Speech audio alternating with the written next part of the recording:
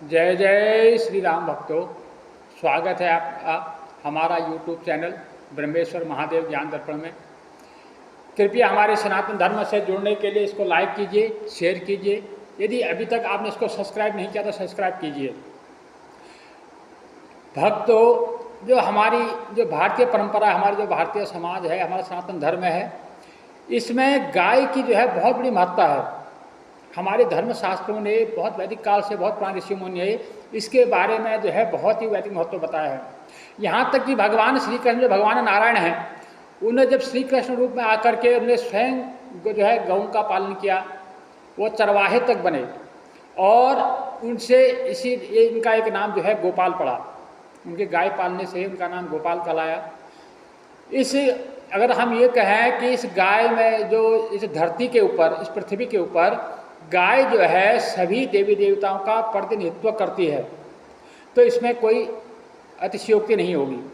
हमारे शास्त्रों में स्पष्ट उद्घोष किया गया है, स्पष्ट लिखा हुआ है, सर्वे देवास्तः देहे सर्वदेवमयी गौ, अर्थात जिसके अंग प्रत्यंग में सभी देवता निवास करते हैं और वह जो गाय है वह सर्वदेवमयी, वो हमारी माता है। ब्रह्मवैवर्त पुराण के श्री कृष्ण जन्मखंड में लिखा गया है कि गौ के शरीर में सभी देवगण निवास करते हैं और गौ के जो पैर हैं उनके पैरों में समस्त तीर्थों का वास होता है। जिस जगह में गाय रहती है, गाय पलती है, वो जगह जो है तीर्थों से भी ज़्यादा पवित्र माना गया है। यदि कोई मनुष्य उस गौशाला में अपने प्राण त्यागता है, यदि उसको कोई शरीर को छोड़ता है उस जगह पे जाके, वह मनुष्य जो है सीधा बैकुंठ धाम को जाता है। उसकी मुक्ति निश्चित है, उसे कोई रोक नहीं सकता।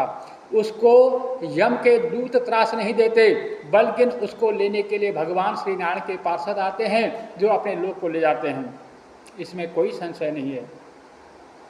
आज भी हमारे इस परिवेश में जब कहते हैं कि मतलब इस भूखंड में, इस जमीन में जो आपके वास्तु दोष है इत्यादि है, इसका कारण क्या है? यदि आपके ऐसा कुछ है, आप लगता है किसी भूखंड में अगर कोई वास्तु दोष है, उस भूखंड में आप जो है गाय को कुछ दिन के लिए पालिए, गाय रखिए, गाय को चारा दीजिए। उस भूखंड में गाय जब चारा करने के बाद में जो अपने जो झाग गिराती है, उस झाग के गिरने से और उस जगह में वो अपना गोमूत्र करती है, गोबर करती है, तो इससे वो जगह जो है पवित्र तीर्थ के समान हो जाती है और फिर वहाँ पे किसी प्रकार का कोई वास्तु दोष नहीं रह जाता है। यदि गाय हमारे घर के आसपास, हमारे भूखंड के आसपास गाय तो रंभाती है, आवाज़ करती है, तो उस जगह की जहाँ तक उस गाय की आवाज़ जाती है वहाँ तक की समस्त जो निगेटिव ऊर्जाएँ हैं वो दूर हो जाती हैं। वहाँ पर किसी तरह की कोई निगेटिव ऊर्जाएँ नहीं आती है। कोई जो कहते हैं ना ऊपरी हवा है, ये है, वो है, जो है जहाँ गाय रंभाती है वहाँ इन चीज़ों का वास नहीं होता है। हमारे ऋग्वेद में स्पष्ट कहा है कि गाय जो है किसी प्रकार भी वध्य नहीं है, क्योंकि उस गाय को जो है एकादश जो रुद्र है हमारे, उनकी माता कहा गया है। जो आठ जो वसु हैं, जो अष्ट वसु हैं, उनकी कन्या माना गया है और जो द्वादश जो आदित्य हैं उनको बहन माना है। यानी कि 11 रुद्रों की गाय जो है माता है, 8 वसुओं की कन्या है और 12 आदित्यों की बहन है, जो अमृत स्वरूप हमें दूध देती है, हमारा पालन करती है। सामवेद में भी गाय की महिमा का वर्णन लिखा गया है। हमारे उपनिषदों में नाना प्रकार से गाय का वर्णन मिलता है।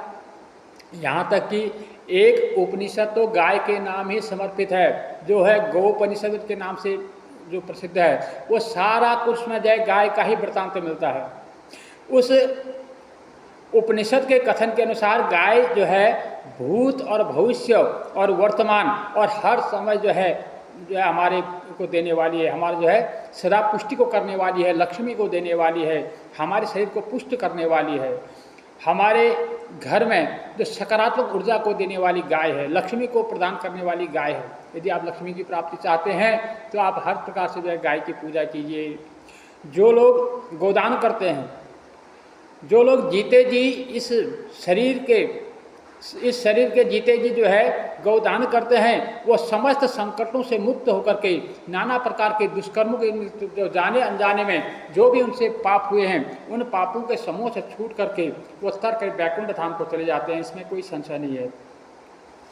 स्कंद पुराण में गौ को जो है सर्वदेवमयी बताते हुए कहा गया है कि जो गाय के सींग के अग्रभाग हैं उनमें जो है देवराज इंद्र का भाग है। जो गाय के अगले सींग जो है वहाँ पे कौन रहते हैं? देवराज इंद्र रहते हैं। उसके गाय के हृदय में भगवान कार्तिकेय का निवास है। उनकी गाय के सिर में जो है ब्रह्मा, और ललाट में जो है ललाट में शंकर, दोनों नेत्र में सूर्य और चंद्रमा रहते हैं। उनकी जीभ में सरस्वती का वास होता है। दांतों में मरुदगण और साध्य देवता रहते हैं। जब गाय हुंकार भरती है उसके अंग प्रत्यंग में जो है क्रम से उसके चारों ओर जो है चारों वेद रहते हैं। जो जितने भी उसके शरीर के, गाय के शरीर में रोम होते नहीं, बाल होते हैं, उतने प्रकार के यहाँ पे जो है ऋषि गण, तपस्वी गण और भी जो है नाना जो है हमारे ऋषि मुनि मनीषी जो है उस गाय के शरीर में निवास करते हैं। देवी देवता समस्त गाय के निवास करते हैं। गाय के पीठ में जो है दंडधारी महाकाय यमराज का निवास होता है। जो गाय के 4 थन होते हैं, जहाँ से दूध निकालती है, उन चारों स्तनों में जो है चारों समुद्र हैं। गाय के गोमूत्र को जो है साक्षात गंगा कहा गया है, और जो गाय की जो गोबर है वो लक्ष्मी का निवास स्थान माना गया है। और गाय के जो खुरू का अग्रभाग है उसमें समस्त गंधर्व और अप्सराएं और नाग जो इत्यादि निवास करते हैं। इसमें कोई संशय नहीं है। इसके अतिरिक्त पृथ्वी में जितने प्रकार के भी तीर्थ हैं, जितने भी हमारे ऋषि मुनि गण देवी देवता हैं, समस्त जो है गाय के अंदर निवास करते हैं। तो गाय को जो है कामधेनु, गौ जो है हमारी पृथ्वी का साक्षात देवता है। हमारे आदिकाल से हमारे धर्मशास्त्र में जो है गौ की महत्ता को बताया है।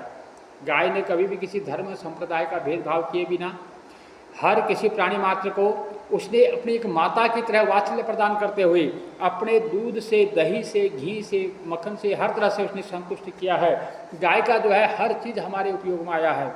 यहाँ तक कि उसका गोमूत्र, गोबर इत्यादि जो भी है सब मनुष्य के लिए फलदायी है। इसलिए हर प्रकार से गाय पूजनीय है।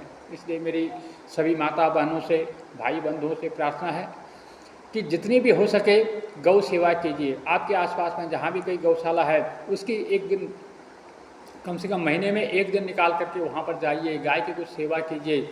गाय के निमित्त कुछ न कुछ जो भी पारिश्रमिक आप दे सकते हैं, दान इत्यादि आप दीजिए, उनको चारा इत्यादि की व्यवस्था कीजिए। जो भी आप व्यवस्था कर सकते हैं, संभव हो ऐसा आपको करना चाहिए।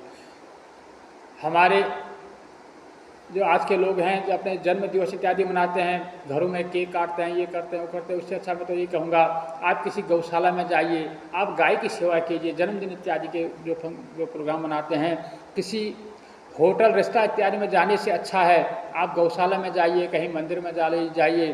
तो आप अच्छे जगह जाइए जिससे कि आपके संस्कार बढ़ें और आपको जो दीर्घायु की प्राप्ति हो।